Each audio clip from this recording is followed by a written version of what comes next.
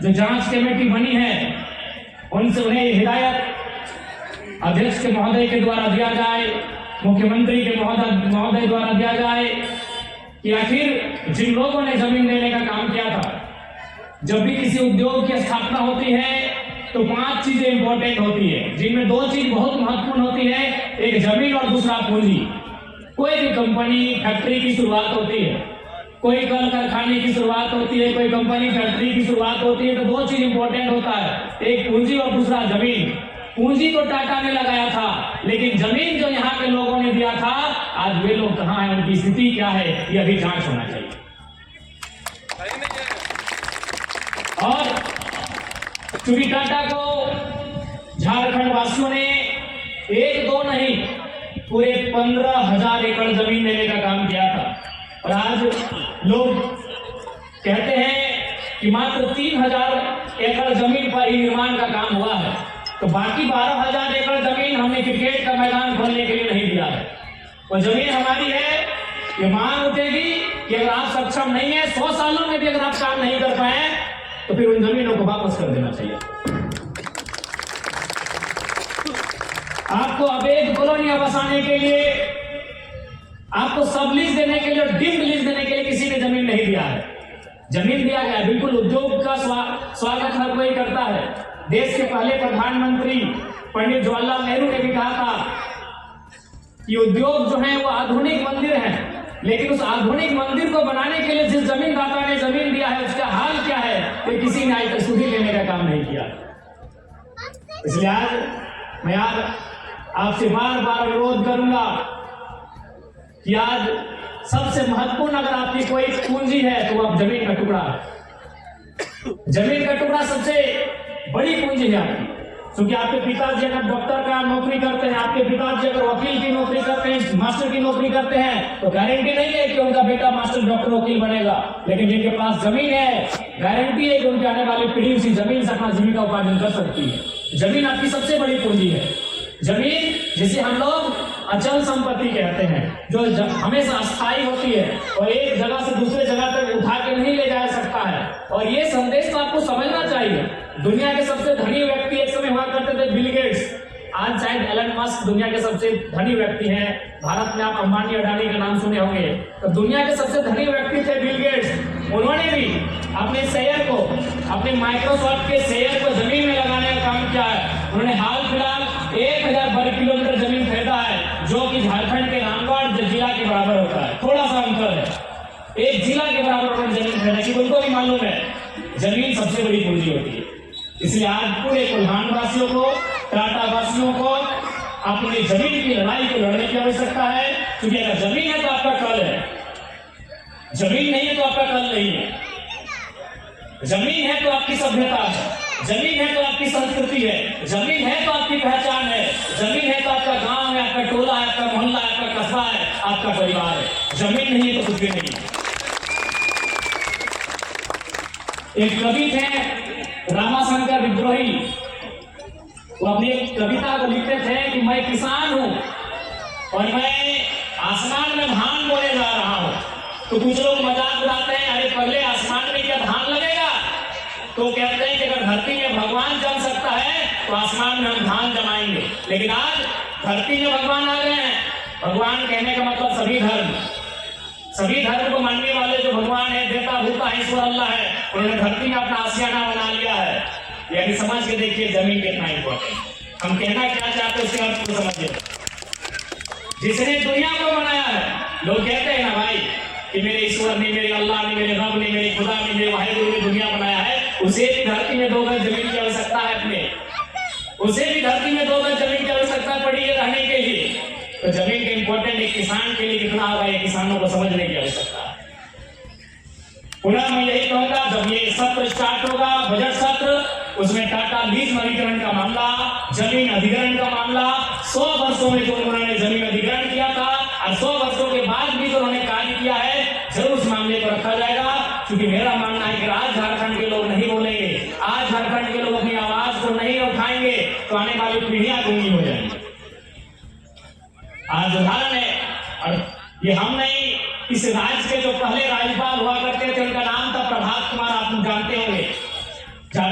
के पहले गवर्नर जब वो टाटा जमशेदपुर एक कार्यक्रम में आए थे, उन्होंने एक ही सवाल किया था, टाटा प्रबंधन से एक ही सवाल किया था कि हमको बताइए 100 साल आपका होने वाला है टाटा का, कितने झारखंडी लोग वीसी बने? वीसी का मतलब वाइस चेयरमैन। उनका उत्तर था 0। तो गवर्नर ने कहा था कि हम समझ चुके हैं आप कौन सा विकास किए झारखंडियों की। ये हमारा इस राज्य के सर्वोच्च रहनुमा पहले राज्यपाल प्रभात कुमार का स्टेटमेंट था, जो उन्होंने टाटा प्रबंधन से पूछा था कि आप हमको बताइए 100 साल हो चुका है टाटा का, कितने झारखंड के लोगों का अपने वीसी तक पहुंचाया? उनका उत्तर था 0। एक भी लोग वीसी नहीं बन पाए। आज कहीं टाटा है, कहीं टेल्को है, कहीं टायो है, कहीं किसको है, कितने जनरल मैनेजर झारखंडी पहुंच पाए? ये सवाल बनता है। क्योंकि इन्होंने जमीन हमारा लिया, लेकिन दोहन में उन्होंने हमारा ही किया। ये अमानवीय व्यवस्था पूरे ब्रह्मांड में कहीं नहीं हुआ होगा। अभी हम आ रहे थे धनबाद में, तो इन्होंने 999 साल का लीज बना लिया है। अरे अंग्रेजों की ईस्ट इंडिया कंपनी ने भी इतना बुरा काम नहीं किया होगा। 999 साल का लीज मतलब समझते? लीज का मतलब क्या होता है? लीज का मतलब होता है कि मेरे पिताजी ने जमीन दिया है तो कम से कम मेरा बेटा जाने की जमीन हमारी है। बताइए 999 साल बाद किसको पता रहेगा वो जमीन हमारी है? 999 साल भारत के इस भूभाग में कौन कहां रहते थे कोई से मालूम है?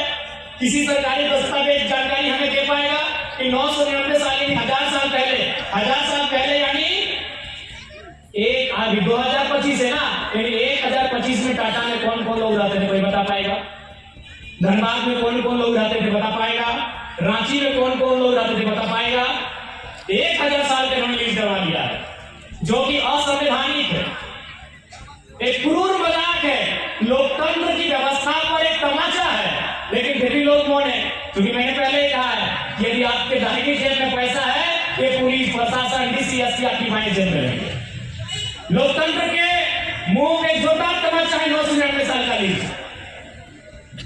लीज का मतलब क्या है कि जब एक समय आएगा, उस समय में हमें पता चला हम अपने लीज को वापस कर लेंगे, जो जमीन हमने दिया वो हमें वापस हो जाएगी, तो फिर हम पुनः लीज करेंगे, हम फिर से दोबारा उसको री एडमिशन री एग्जाम होता है री करेंगे।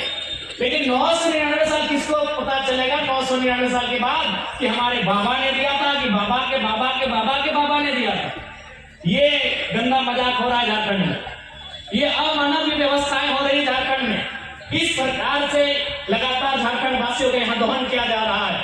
इसलिए मैं आपको ये विश्वास दिला के जाता हूं, क्योंकि आज ये सेंसिटिव मामला है, टाटा पे बात करना एक संवेदनशील मामला है। इसलिए संवेदनशील मामला है कि रतिलाल महतो को हमने खोते हुए देखा है और धनबाद में सत्यनाथ महतो की हत्या को हमने होते हुए देखा है। किसने? इसमें टाटा का रोल है। मुझे कहीं डर नहीं लगता है बोलने में।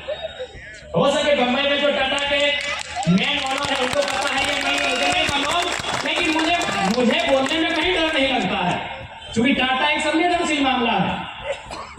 कई लाख करोड़ की संपत्ति के मालिक के भाई, उनके खिलाफ कौन बोल पाए?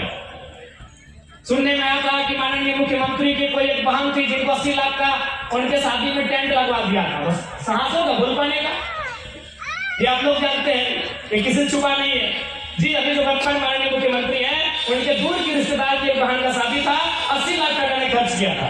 क्या उखाड़ लेंगे इनका? तो ये संवेदनशील मामला है। कोई विधायक सांसद बोलना नहीं चाहता है, जो बोलता है उसको जान गंवानी पड़ती है। लेकिन जयराम महतो बारासात के पहाड़ से उठ के आया है तो किसी से नहीं डरता। अर्जुन मुंडा से चलिए, आज अर्जुन मुंडा जवान है, जब ये वेट में चले जाएंगे तो बात पूछेगा कितना धोखाधड़ी हुआ टाटा में मीटिंग में।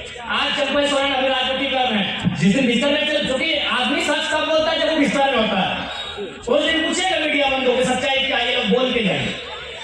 अर्जुन मुंडा से पूछेगा, चंपई सोरेन से पूछेगा, जितने भी कोल्हान के बड़े लीडर हैं उनसे पूछेगा कि हकीकत बताएंगे। लेकिन आज नहीं बताएंगे, इनको डर है, जान का डर है, सत्ता का डर है, पावर का डर है। जिस दिन ये दुनिया को छोड़ने के कारण, पूरी दुनिया के बीच एक दिन जाना होगा, जिस दिन ये सैया में लेटेंगे, हम अंतिम दिन गिरेंगे, उस समय पूछेगा कि आप तो सच्चाई बताइए। अर्जुन मुंडा चंपई सोरेन बता देंगे मामला क्या। इसलिए आपको आश्वस्त करते हैं, जब सदन चलेगा इस मामले को, चूंकि ये गंभीर मामला है, ये बहुत ही संवेदनशील मामला है कि जमीन हमने आपको काम के लिए दिया था, अगर आप काम करने में सक्षम नहीं है, जमीन वापस कीजिए। अब एक कॉलोनी बसाने के लिए किसी ने जमीन नहीं दिया है। को स्पष्ट करना चाहिए। तो इसलिए और इसके साथ ही आज समय है पुनः संघर्ष की, क्योंकि समय का अभाव है। यहां से फिर हमें रामगढ़ जाना है, रामगढ़ से रांची निकलना है। पुनः अनेक प्रधान जितने भी हमारे फाइटर्स हैं, अनिता दीदी, उनके संघर्ष, उमेश नील, उनकी माता श्री भी है। आपने नील बाम को एक इस राज्य के सूबे के पूर्व मंत्री से, क्योंकि उस समय मंत्री थे, और उनसे टकराकर वापस किया है। ये बहुत बड़ी साहस और बहुत बड़ी जीत है। बस इसी प्रकार एकजुटता का, धीरज का परिचय दीजिएगा। आगामी दिनों बहुत सारे ऐसे संघर्ष देखने को मिलेंगे और संघर्ष करना होगा। उन संघर्षों में भाग लेना हमारी मजबूरी होगी, खुशी नहीं होगी। खुशी से कोई आंदोलन नहीं करता, वो मजबूरी होगी। मजबूरी होगा सर्वाइवल का, हम सर्वाइव कैसे करेंगे? मजबूरी होगी, लड़ना हमारी मजबूरी होगी, सामना करना हमारी मजबूरी होगी। इसलिए हम भाग नहीं सकते। कहां भागेंगे? हम टाटा को दुनिया में पला पुला गए, 20 लाख करोड़ की संपत्ति का मालिक है। वो कनाडा का सिद्ध हो सकता है, रशिया सिद्ध हो सकता है, वो लंदन सिद्ध हो सकता है। ये जमशेदपुर के लोग कहां सिद्ध होंगे? कहीं सिद्ध नहीं हो सकते। आपको भाग नहीं सकते। आपको सामना करना होगा, आपको संघर्ष करना होगा, आपको लड़ना होगा। इसके लिए आप तैयार रहेंगे। पुनः आप सभी को जोहार, धन्यवाद।